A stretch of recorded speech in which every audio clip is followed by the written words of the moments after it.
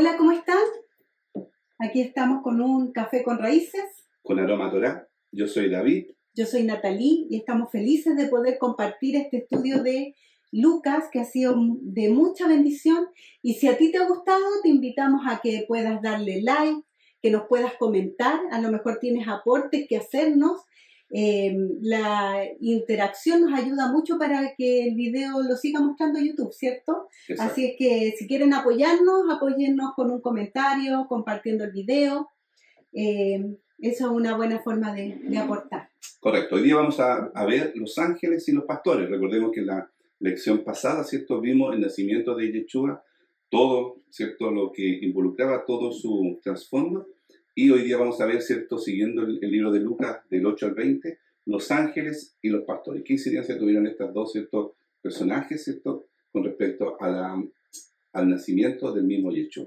Vamos a orar. ¿Te parece orar por el tiempo que vamos a compartir ahora?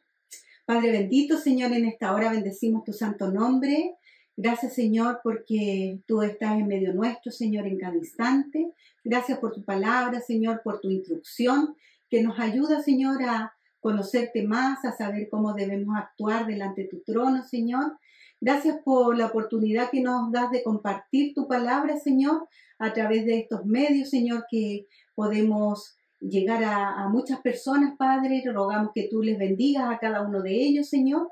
Y gracias porque podemos crecer juntos. Gracias, Señor, porque tú eres bueno. Y en esta hora, Señor, una vez más clamamos por la paz en Israel, Señor. Amamos lo que tú amas y anhelamos que la paz esté en medio de la tribulación en esta hora, Señor. En el nombre de Yeshua. Amén. Amén. Ya, vamos a partir con el texto bíblico, como yo le decía, que está en Lucas capítulo 2, versículo 8 al 20. Y dice así el versículo 2, 8. Dice, había pastores en la misma región que velaban y guardaban las vigilias de la noche sobre su rebaño. ¿Ya? Los primeros que recibieron las buenas nuevas fueron los pastores.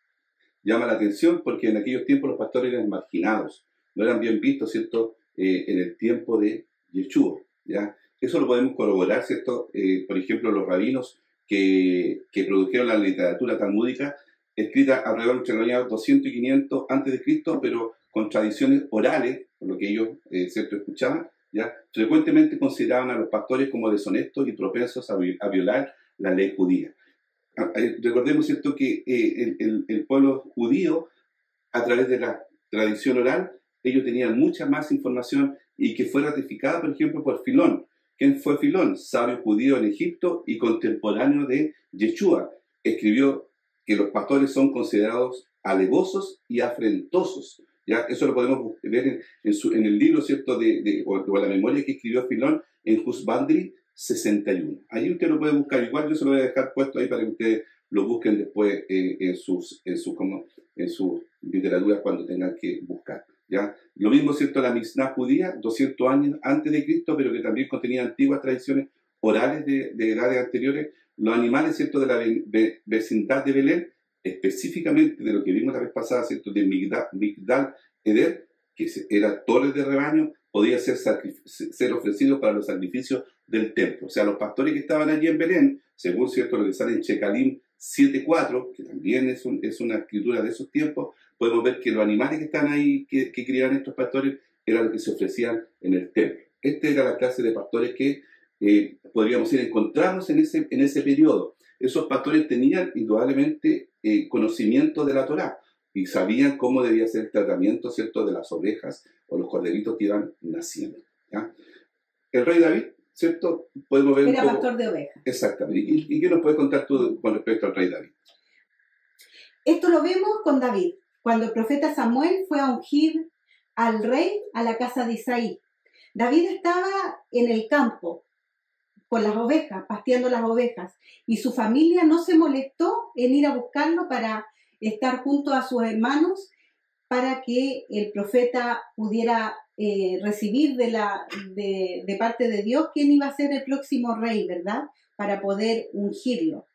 Ahí la familia lo ignoró por completo porque él era pastor y estaba realizando esas funciones mientras la visita tan importante de Samuel se estaba llevando a cabo en su casa.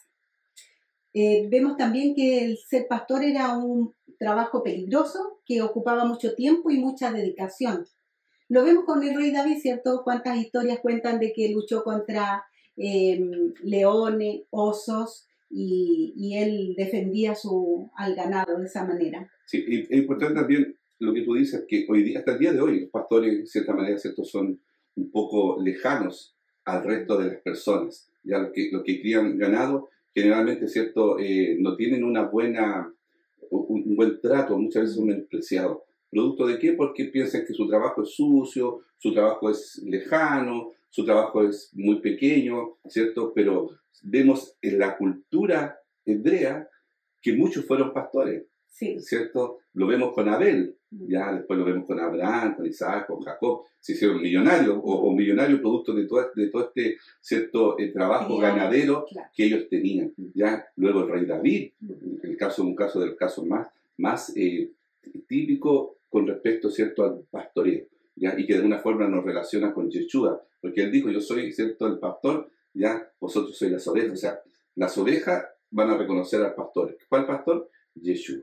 ¿Ya? Bueno, también estuve leyendo por ahí que eran menospreciados porque los pastores, al estar en contacto directo con el ganado, como que su ropa se impregnaba también de estos olores, y ellos consideraban que no eran como aptos para la adoración a Dios en el templo.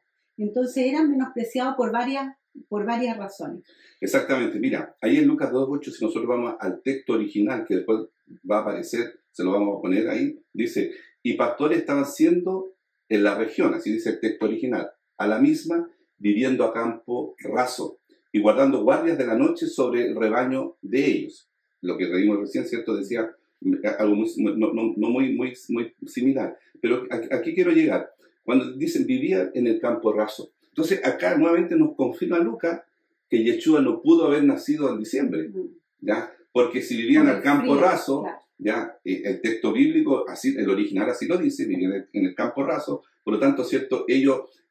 Su ropa eran ligeras, ¿ya? Vivían en estas sucas, ¿cierto?, que no tenían una calefacción adecuada. Por lo tanto, ¿cierto?, eso nos da a pensar de que estos pastores, ¿cierto?, el tiempo que ellos cuidaban al ganado era en el tiempo en que los animalitos ya, ¿cierto?, ya nacían y tenían que ser tratados de otra manera y empezar a guardarlos ya para después, para el invierno, ¿ya? Otra información importante dice que los pastores que cuidaban las ovejas en el lugar físico de Belén, dice que eran levitas, ¿verdad? Eran levitas que estaban ahí atentos. Entonces cuando nacía un cordero perfecto, ellos, como estudiamos la semana pasada, lo envolvían en pañales y lo protegían colocándolo en el pesebre para que no sufriera daño. Claro, ahí también nos cuenta, ¿cierto?, cuando la vez pasada leíamos, ¿cierto?, Migdal Eder, que significa torres de rebaño. O sea, quiere decir que este lugar ahí en Belén, donde se está produciendo toda esta situación, había muchos pastores que cuidaban, ¿cierto?, levitas que cuidaban estos rebaños para ser llevados luego, ¿cierto?, en los tiempos de la fiesta hacia ya el templo donde se realizaban todas estas actividades, ¿ya? Y dice, estaban vigilando los rebaños donde nacían las crías, ¿ya? Pues no olvidemos, hermanos, dice, estaban vigilando, no que, ¿cierto?, vigilando de que se las podían robar, vigilando que trabajaban de día y de noche, en la noche tenían que estar vigilando. Exactamente, y tenían que estar pendientes de los animales, pero también tenían que tener cuidado, ¿cierto?, con estos corderitos que iban a ser, ¿cierto?, llevados para el templo, y no tenían que tener ninguna marca, no tenían que tener ningún rasguño, ni nada. Debían ser perfectos. Pero también, acá, nuevamente, hermano, mire, es importante lo que lo relaciona con nosotros. Nosotros debemos estar vigilantes, estar atentos, ¿ya? Porque dice la palabra que, ¿cierto?, Satanás anda como león rugiente alrededor nuestro, para dañarnos, para matarnos, ¿ya? Pero por eso es importante la lectura. O sea, estos pastores, y por eso Lucas lo menciona, están muy atentos frente a todo, a todas, ¿cierto?, las amenazas que tenían estos animalitos, ¿ya? Nosotros igual debemos estar siempre atentos a las amenazas que se nos pueden venir, ¿ya? No nos durmamos así de fácilmente, ¿ya? No nos dejemos llevar por, ¿cierto?, historias y filosofías u otras, ¿cierto?, creencias que nos van a llevar a la perdición. ¿Ya? Bueno, en Lucas 2:9 dice, y he aquí se les presentó un ángel del Señor y la gloria del Señor los rodeó de resplandor y tuvieron gran temor. Cada vez que la Biblia nos dice esta palabra, he aquí, el autor está tratando de captar nuestra atención. Se refiere, él quiere atraer nuestra atención a lo que se va a decir a continuación. Se presentó el ángel del Señor, dice, y la gloria en griego es doxa, que lo encontramos en el Strong G1391, y que significa resplandor. Da la idea que iluminó alrededor de ellos, Correcto. ¿verdad? Hubo una gloria de Dios que se manifestó iluminando todo el lugar. Y cuando la gloria de Dios brilló alrededor de estos pastores, sintieron gran temor, porque estaban en la presencia de la gloria misma de Dios. Recordemos que la palabra en hebreo para gloria es también kabod, que en hebreo es... ¿Y significa? Que en hebreo significa peso. Y ahí está un poco el que ellos tuvieron temor. Claro, la gloria de Dios. Un peso se vino sobre ellos. Porque alguien se va a asustar por un animal, pero dice que ellos, ¿cierto?, sintieron ya la gloria de Dios. O sea, el peso de la gloria de Dios estuvo con ellos. Y eso ¿cierto?, es mucho más, podemos decir, entendible. Y tangible para el momento. Claro, y entendible, ¿cierto?, en el aspecto hebreo, qué significa la gloria. Porque gloria, ¿cierto?, en griego es algo muy sutil, pero en el hebreo significa el peso, ¿cierto? El peso de Dios para que ellos pudieran entender y tener temor, porque sabían de quién se estaba, ¿cierto?, quién estaba pasando, qué estaba sucediendo en ese momento. Exacto. ¿Ya? En Lucas 2:10 dice, pero el ángel les dijo, no temáis, porque aquí os doy nuevas de gran gozo, que será para todo el pueblo. El ángel, al ver el temor de estos pastores, ¿cierto?, va y los trata de consolar. Le dice, no temáis, porque he aquí, otra vez está, ¿cierto?, por segunda vez nos menciona este llamado de atención que el ángel quiere hacer. Le dice, he aquí, pongan atención porque traigo buenas noticias para ustedes. Y recordemos que buenas noticias es traducido en griego como euangelizo, y lo encontramos en el Strong 2097, y que significa evangelio, evangelizar. Eso es lo que básicamente significa esta buena noticia. Exactamente. ¿Ya? Y como ¿cierto?, está traducido allí en la Reina Valera, ¿cierto?, el evangelio dice, traerá alegría. O sea, evangelizar significa, ¿cierto?, comentar. Oye, mira, traigo buenas nuevas para que ustedes después las comenten, vayan a entregárselas a otras personas. Esas buenas nuevas, esas buenas noticias que nosotros le estamos entregando. ¿Ya? Por lo tanto, reciban y que sea con alegría, porque de verdad que yo he venido porque vamos a solucionar un problema, ¿cierto?, que ya lo vimos la semana pasada con respecto, ¿cierto?, a Adán y Eva, ya que fueron destituidos, dice, de la gloria de Dios. Perdieron la intimidad con el Eterno que tenían en el huerto. Esa era la mala noticia hasta ese momento, ¿cierto? Claro. Que este Dios, ¿cierto?, no tenía una solución para el hombre, ¿ya? Esa era la mala noticia. Por eso este nacimiento de redención tan importante para la humanidad y que se le está dando a conocer a los pastores, ya es importante. ¿Por qué? Que fue profetizado por todos los profetas. Y que ya lo vimos. Pero también dice, en Romanos 3:23 dice, por cuanto todos pecaron y están destituidos de la gloria de Dios. Eso era lo que era la mala noticia. ¿Ya? Pero ahora venía Yeshua que nos da una buena noticia. Sí. ¿Para quién? Para el pueblo. ¿Ya? Es que Dios siempre estuvo trabajando para nuestra redención. Desde Génesis 3:15 para adelante, ¿cierto? Y pondré enemistad entre tu simiente y la simiente, le dijo a la mujer y a la serpiente. Ahí ya estaba el plan de redención para el hombre. Para el hombre. ¿Ya? Somos pecadores, estamos separados de Dios desde la caída de Adán y ahora podrán estar en la gloria de Dios a través de la redención. ¿Ya? Tal cual nos dice Juan 3:16, dice, porque de tal manera amó Dios al mundo, que ha dado a su Hijo unigénito para que todo aquel que en él cree no se pierda, más tenga vida eterna. Estábamos condenados, pero ahora llegó Yeshua, ¿cierto? Le está diciendo a los pastores, le está explicando, sale algo muy escueto, pero yo creo que ahí le estaba explicando muy bien. Ahora viene Yeshua, ¿cierto?, para traer estas buenas noticias que van a tener vida eterna a través de Yeshua. solamente creyendo en Yeshua. Maravilloso. Y en Lucas 2:11 dice que os ha nacido hoy en la ciudad de David un Salvador, que es Cristo el Señor.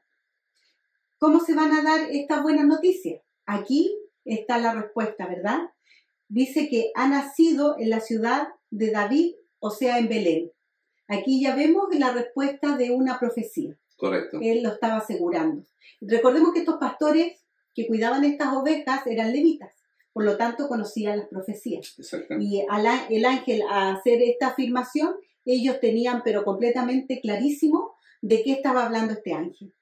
Pues en segundo lugar dice Un Salvador. un Salvador. Si uno va, ¿cierto?, a ver en hebreo lo que significa Salvador, significa Yeshua. Entonces les dice que ha nacido hoy tu Yeshua, en otras palabras, Exacto. un Salvador que es el Mesías. En griego lo encontramos con el número 4990 que dice Soter, es un libertador, es decir, Dios o Cristo. Eso es lo que dice en el hebreo.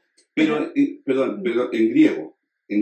¿Ya? Eso, en griego, perdón. Entonces, pero sale cierto dueño, perdón, y Dios en griego, si lo buscamos en griego, ¿cierto? Es Kurios, que es el Strong 2962, que significa dueño, ungido o soberano, ¿cierto? Salvador, dice Salvador, que puede ser Dios o Cristo. Después buscamos a Dios, ¿cierto? En griego, que significa dueño, ungido, soberano, ¿ya? Y ungido, ¿cierto?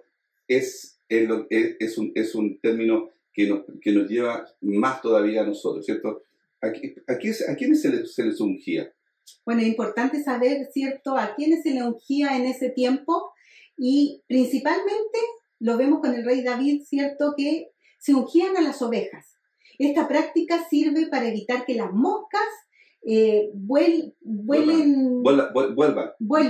¿cierto?, y perturben y enloquezcan a las ovejas. Y llegan hasta el punto de hacerse ellos, se agreden, se hacen daño ellos mismos, hasta pueden llegar a matarse. Para prevenir muchas veces esta forma de enfermedades que venían a atacarla, ¿cierto?, en su cabecita, se podía proceder a ungir a las ovejas. Correcto. Porque muchos bichitos lo atacaban por los oídos, por la nariz, entonces esto los perturbaba demasiado. ¿Cómo lo evitaban los pastores? Ungían aceite, y de esta manera las ovejitas quedaban protegidas de todas estas larvas, de todas estas bacterias. Y la escritura nos lleva, ¿cierto?, a lo que dice en el libro de los Salmos, Salmos 23:5, dice: unge mi cabeza con aceite, mi copa está rebosando. Antes no entendíamos, o sea, sin saber un poco sobre la cultura hebrea, unge mi cabeza con aceite, a mí nunca se me había ocurrido que tenía este trasfondo de las ovejitas, que cuando son atacadas, nosotros también somos atacados por el enemigo. ¿Y por dónde nos ataca? ¿Cierto? Por nuestros oídos, por nuestros ojos. Ahí encuentran nuestra debilidad. ¿Y qué hacían los pastores? Ungían con aceite. ¿Y qué hace nuestro pastor Yeshua? Nos unge también, ¿cierto?, con la unción, con un bálsamo, con su ruaj, con su Espíritu Santo, y nos ayuda a que nosotros mismos no nos destruyamos cuando estamos siendo atacados. Exactamente. Acá podemos hacer el símil.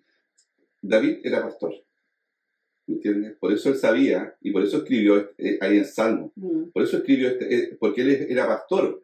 Es importante ser pastor. Y como tú bien dices, ¿cierto? Yeshua viene de la línea del rey David. Por lo tanto, también tiene conocimiento del pastorado. Y él es nuestro pastor por excelencia. Y por lo tanto, sabe que al ungirnos, ya, con aceite, ya, nos protege. Ahora, ¿qué significa el aceite? Significa el Espíritu Santo, el Ruach.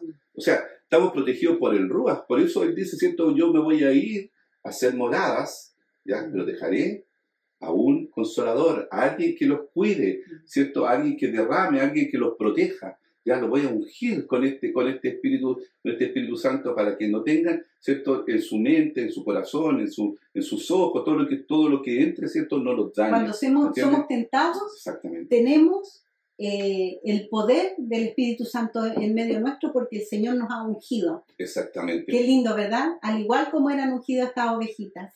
Y es importante, ¿cierto?, que también se ungía a los sacerdotes, a los profetas y a reyes. Y como lo vemos a lo largo de la Escritura, ¿cierto? Que como Samuel, por ejemplo, ungió al rey Saúl, ungió al rey David. Exactamente. Y como decíamos ayer en Miqueas 5:2, ¿cierto? Dice, pero tú, Belén, Belén Efrata, pequeña, dice, para estar entre la familia de Judá. De ti saldrá el que será Señor de Israel, y sus salidas son desde el principio, desde los días de la eternidad. ¿Ya? Este texto, lo más probable es que los pastores lo tenían muy claro con respecto a Yeshua. Y ellos, en su cierto pensamiento, obviamente, trajeron la colación, pero ellos fue potente porque ellos sintieron el peso del Eterno. Sí, increíble las palabras, la tremenda declaración que hizo el ángel a los pastores. Exacto. En Lucas 2:12 dice, esto os servirá de señal. Hallaréis al niño envuelto en pañales, acostado en un pesebre. ¿Ya? El ángel les da una señal. Debemos poner cuidado a las señales, especialmente si un ángel es el que está dando esa señal. ¿Ya? Recordemos que el mensajero o el ángel no está hablando con personas neófitas, con personas que no tenían conocimiento, ¿cierto?, del pastorado. Y ellos entendieron muy bien lo que le estaba diciendo. O sea, la señal que le está diciendo, oye, van a encontrar un niño envuelto en un pesebre. Lo vimos, ¿cierto?, la semana pasada, vimos qué significaba estar envuelto en pañales y qué es lo que significaba estar en un pesebre, y ellos lo entendieron muy bien. ¿Ya? Ellos sabían que ahí iba a haber un cordero. A ellos no se perfecto les, para el sacrificio. Claro, a ellos no se les pasó por otra mente que su mente de pastor lo llevaba a cordero. ¿Ya? Pero ahora, ¿cierto?, era el cordero, ¿cierto?, pascual, el cordero perfecto, que era Yeshua. ¿Ya? El Eterno siempre nos dará señales, pero es necesario que podamos estar atentos a estas. ¿Ya? Y a través, ¿cierto?, de toda la palabra hay muchas señales. La única manera que podamos hacerlo es a través de guardar sus mandamientos y estudiar su Torá y los profetas. Esa es la forma de poder entender las señales que el Eterno tiene para con nosotros. ¿Ya? Hay algunas señales, ¿cierto?, que vamos a ver, ¿cierto?, en forma general. ¿Ya? ¿Cuál es una de ellas? Bueno, una de las señales importantes que salen en las Escrituras es el Shabbat, ¿ya? Que es tan polémico en estos tiempos. Si uno guarda Shabbat, te tratan de judaizante. Pero la palabra dice algo muy importante. Dice, guardarán pues el día de reposo los hijos de Israel, celebrándolo por sus generaciones, por pacto perpetuo. Bueno, acá es importante porque Pablo dice que nosotros fuimos injertados en un pueblo. Claro, acá, ese pueblo tiene nombre, se llama Israel. Claro, y nosotros somos hijos de Israel. Ahora, claro, todos dicen, pero usted no nació en Israel, y estamos claros que no nacimos en Israel. Pero como tú dices, ¿cierto?, ya lo hemos visto en otras ocasiones, Pablo nos recuerda de que, ¿cierto?, somos, a través de Yeshua, somos, ¿cierto?, injertados en un pueblo. Injertados en un pueblo que se llama Israel, ¿ya? Y que somos linaje, o sea, venimos a través de Yeshua, ¿cierto? Somos linaje. ¿Por qué? Porque él dice... Linaje de Abraham. Claro. Que es importante el pacto que Dios hizo con Abraham. Porque, ¿sabes qué, hermano? Miren qué importante. Nosotros todos venimos de una forma de conocimiento evangélico, de iglesia, y siempre, ¿cierto?, decimos algo importante. Nosotros somos hijos de Dios. ¿Cierto? Hay un texto, ¿cierto?, que dice que somos transformados y somos hechos hijos de Dios. ¿Ya? ¿Qué pueblo tiene Dios? Un solo pueblo. Israel. Si nosotros siempre decimos que somos hijos de Dios, ¿a qué pueblo pertenecemos? Al único pueblo que tiene ese Dios. Que se llama Israel. Claro. Los judíos, ¿a qué pueblo pertenecen?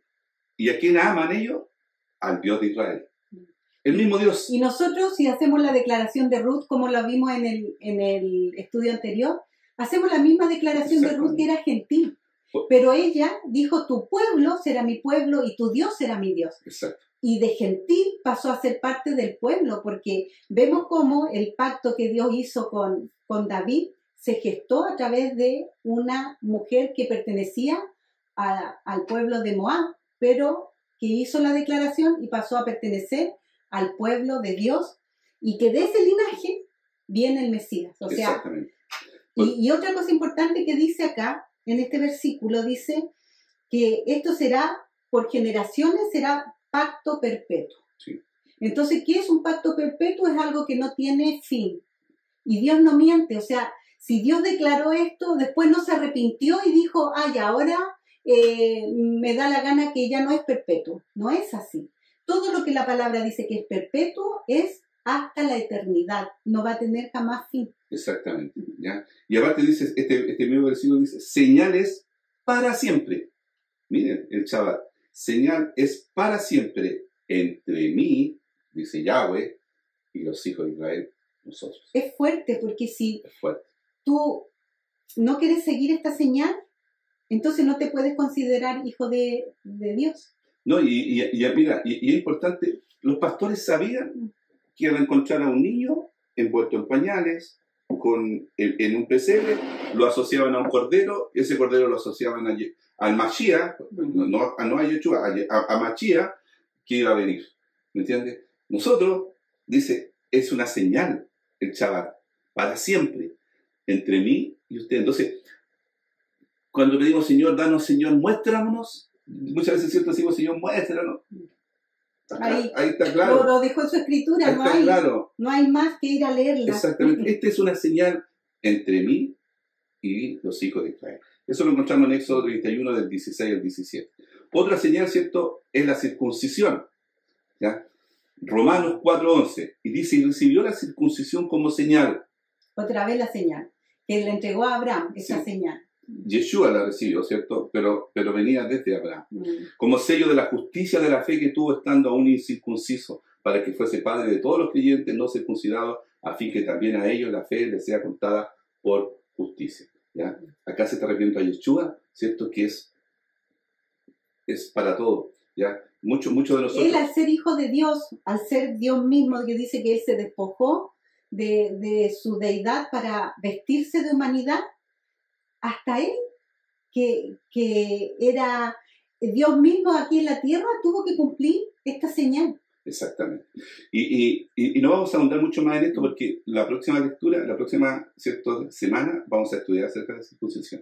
Y esperamos aclarar algunas cosas. Van a quedar algunas otras cosas a lo mejor porque indudablemente siempre estar preparado. Pero ahí vamos a estudiar un poquito. Pero recordemos que es una señal. ¿Ya? Sí. Otra señal la vemos con Noé, ¿verdad? En Génesis 9, del 12 al 13 dice, y dijo Dios, esta es la señal del pacto que yo establezco entre mí y vosotros, y todo ser viviente que está con vosotros, por siglos perpetuos. Mi arco he puesto en las nubes, el cual será por señal del pacto entre mí y la tierra. Aquí ya tenemos otro pacto que es perpetuo. Pero no con el hombre, sino con la tierra. Con la tierra. Entonces, cada vez, hermano, imagínate, pasó 3.500 años, cuando vemos un arcoíris, hoy que veo el arcoíris, no lo miremos como arcoíris. Yo el otro día iba por la carretera austral y llovió y después se formó un tremendo arcoíris. Y ahí me dije yo, esa es la señal del pacto que Dios hizo con la tierra. Dejó de llover, salió el arcoíris, porque hay un pacto entre Dios y la tierra, que dice que la tierra gime, ¿cierto?, por su venida. Gime, o sea, ni nosotros gemimos, dice su palabra, que la tierra gime, ¿cierto?, y espera la venida del Eterno. Por lo tanto, ¿cierto?, este pacto, ¿cierto?, lo acerca a la tierra cada vez que pasa una lluvia, que pasa, ¿cierto?, agua, hay un pacto, o sea, la tierra reconoce que hay un pacto entre Dios y ella. ¿Ya? Hasta la tierra respeta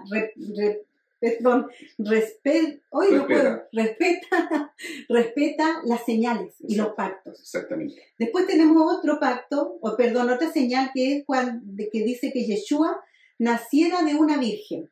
Esta era una señal muy importante que ya vimos, ¿cierto? Que todas las vírgenes de la época anhelaban y esperaban ser ellas las elegidas. Correcto. Dice, por tanto, el Señor mismo os dará señal. Otra vez una señal. He aquí que la Virgen concebirá y dará a luz un hijo y llamará su nombre Emmanuel. Disculpen, hermano, pero se me está acabando la tele. Por esto es importante la señal, porque debía ser de una virgen, no Correcto. Podía ser una mujer que haya tenido relaciones sexuales antes, por esto que es un nacimiento milagroso. Claro. Porque era una mujer que no conoció varón. Y esa iba a ser la señal, pero máxima. Y por eso María lo tenía claro.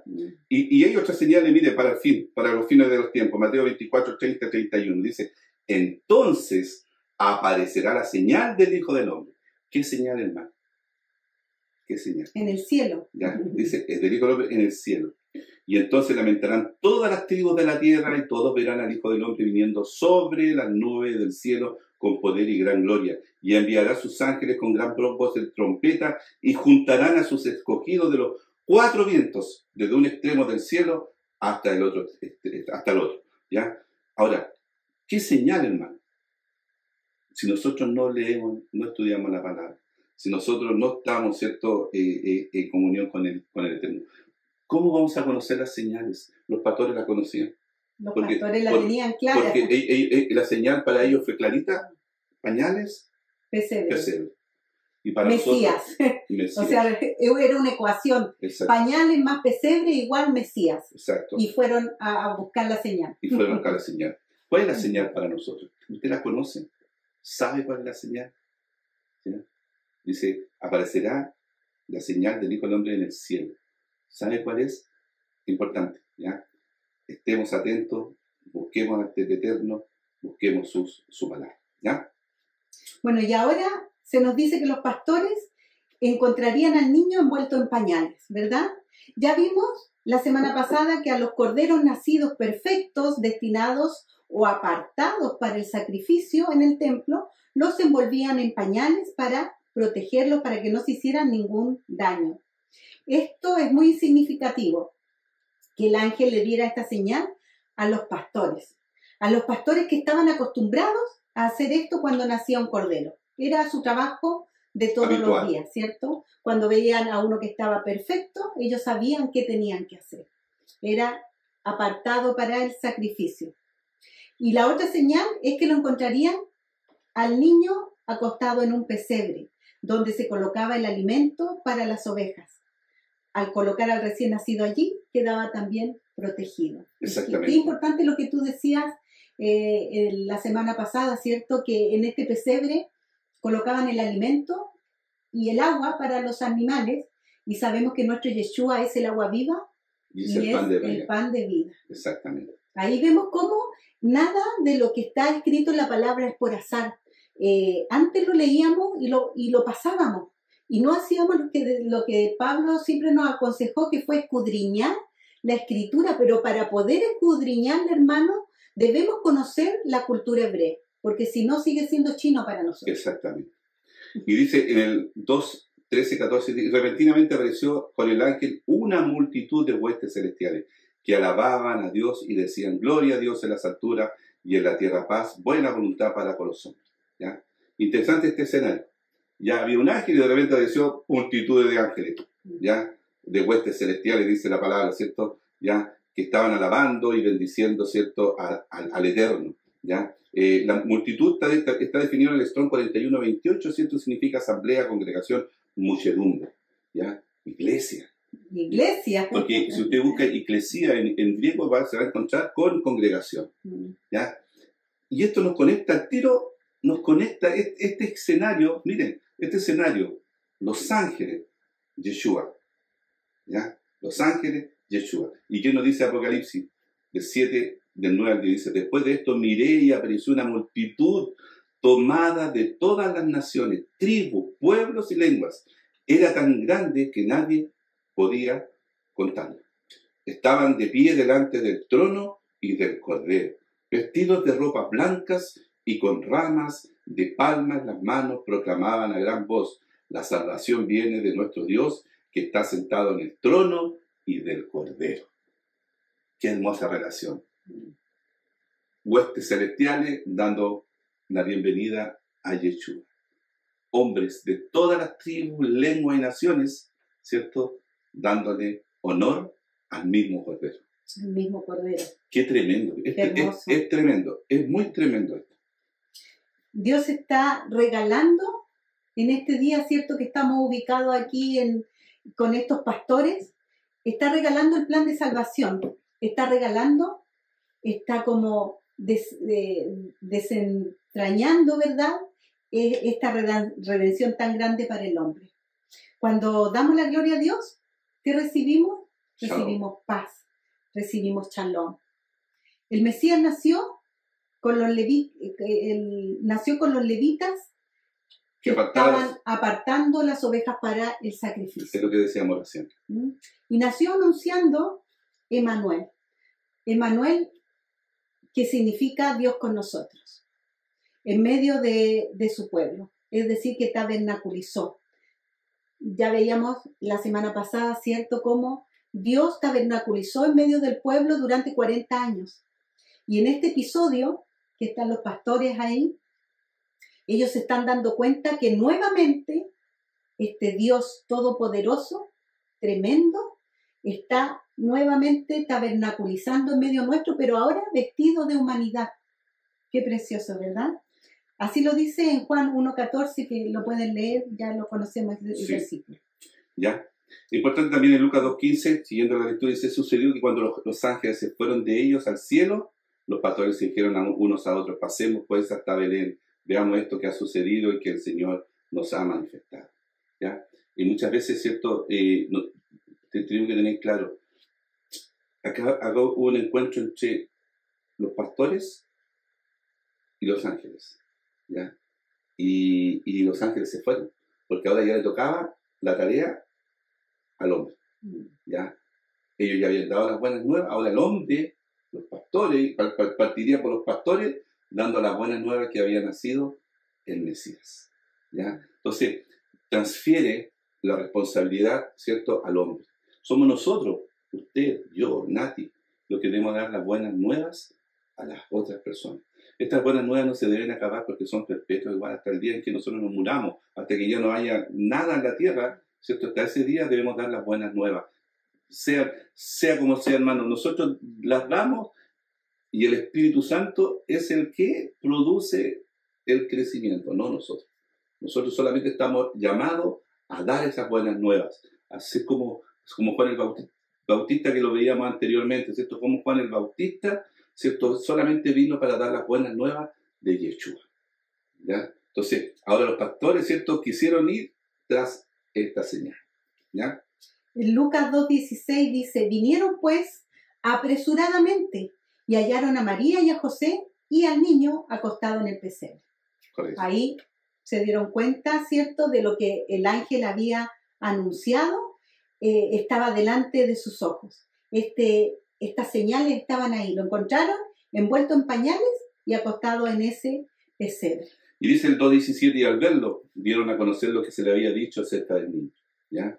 Y todos quedaron maravillados. Bueno, María y José que estaban allí, y ellos, porque y los pastores. Y los pastores, pero ellos dieron a conocer, ¿cierto?, a María lo que el ángel le había dicho. O sea, vino a reafirmar, ¿cierto?, las dudas, los temores que podía haber tenido todavía José. Recordemos que José estaba desposado de María.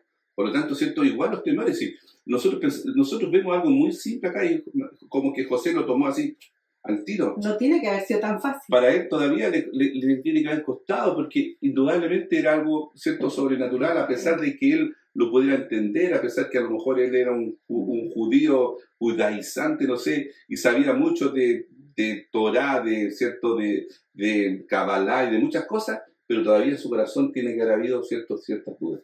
Y estos pastores le vinieron a decir, ya, porque ellos le tienen que haber contado de que eso era su práctica habitual cuando nacía un cordero. ¿Ya? Hasta el día de hoy se pone en duda que Yeshua fue hijo de fornicación, claro. Diciendo que José o él no era el padre, o sí, María había tenido otros tipos de relaciones. Eso es un argumento muy judío, ¿verdad? Pero acá la Biblia nos declara que fue completamente milagroso y José se comportó a la altura de la misión que Dios le encomendó, porque fue una gran labor. Correcto. Criar al Mesías. Mire, y en el 2:18 dice: todos los que lo oyeron se maravillaron de los pastores, de las cosas que los pastores le decían. ¿Ya? Mira, ¿te acuerdas que tú el otro día estamos hablando de que Yeshua nació en Sucot? ¿Cierto? Lo más probable es, porque dice, y todos, ya están hablando más de María José. No estaba Sucá sola como callampa en el desierto, claro, sino que había muchas azúcar. Recordemos que más o menos 2 millones de personas subían Sí, a Jerusalén sí, en pero los tiempos de fiesta. claro, pero acá tienen que haber estado los pastores, ¿cierto? Con todas sus sucas. Entonces tiene que haber, a un grupo de pastores se le dio esta señal. Pero, ¿cómo se llama?